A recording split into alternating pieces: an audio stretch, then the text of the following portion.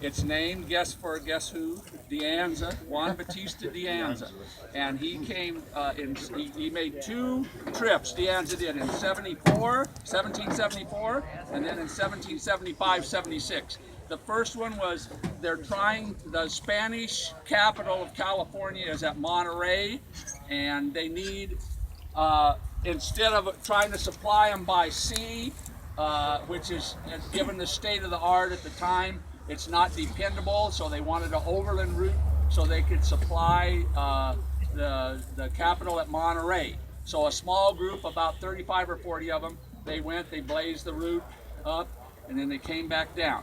And what they did is they started at a place called Tubac, T-U-B-A-C. It's right by Tucson. If you've ever been there, it's very cool down there. Tubac was the Presidio. They have a church there called San Javier del Bac, an old-fashioned old church, really a cool-looking thing. So they started from just there near Tucson. They came up through Anza Borrego, through Coyote Canyon. They came right through Coyote Canyon, and you guys know who that is. They came up through Warner Springs, and then through here, he just basically slanted right across. You can kind of see the general, the open valley, but he slanted right across here. A little ways up here, we'll cross Batista Road, and that road, actually, that's really the exact trace of where Deanza went. And what they did, Deanza, on the way out, they followed the Gila River, and the Gila River hits the Colorado at Yuma. Then when they got to Yuma, because of all the sand dunes there, like down along Interstate 8 down there, they dropped down into Mexico, and then they came up a little west of Mexicali, and then came on up through there. So what he did in the process of doing that, he pioneered or popularized the Gila River route. They went on the Gila River. They were trying to avoid the Apache, so they wanted to go south of that.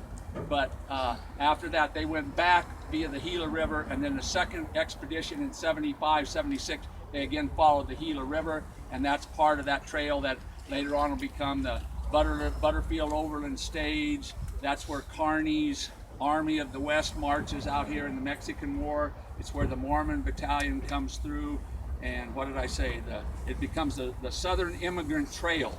So during Gold Rush days, everybody knows you go to Inscription Rock, and and 4th of July Rock and Chimney Rock and all that shit. Everybody knows that. But if you live in San Antonio or somewhere, you don't go 1,000 miles north and then come over. You come over from where you are.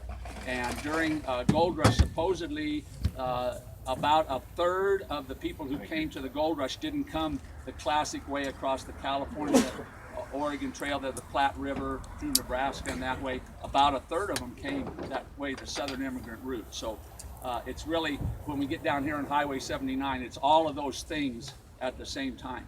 And you can see why. It's just a big, broad valley there, and you can just practically just see why, why that got picked. So anyway, Deanza came right here. His second trip in 1775, 76, this always, I think it's pretty cool because they're fighting the Revolutionary War on the other side of the continent, and Deanza is doing this over here.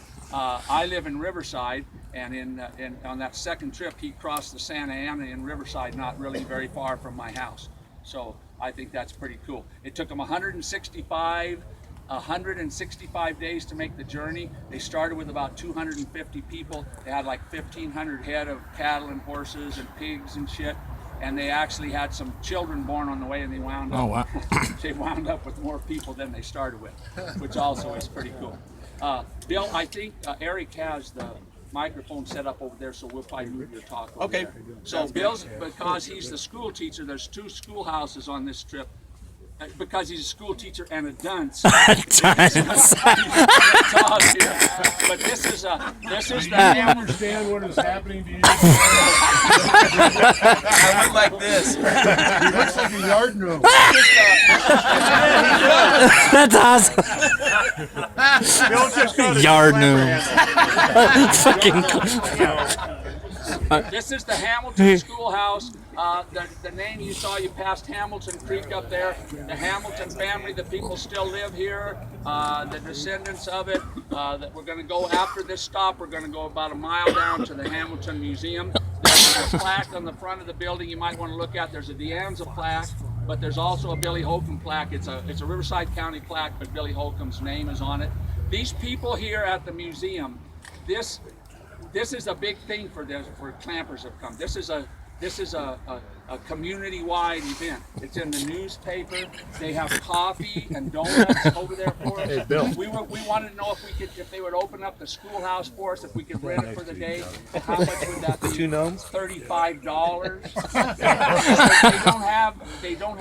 I think they have a razor-thin budget here. We're going to give them a donation, but we got a tip jar that we're going to put out. It says ACIL, the Anza Civic Improvement League. And there's going to be a jar out there. If you got a couple of bucks, put it in there. This is a big event, so go over there and act like you're honored guests, because they think it's a big deal that we've come. And Bill's going to give a talk right over here just in a minute. Make it till you make it, boys. Make it till you make it.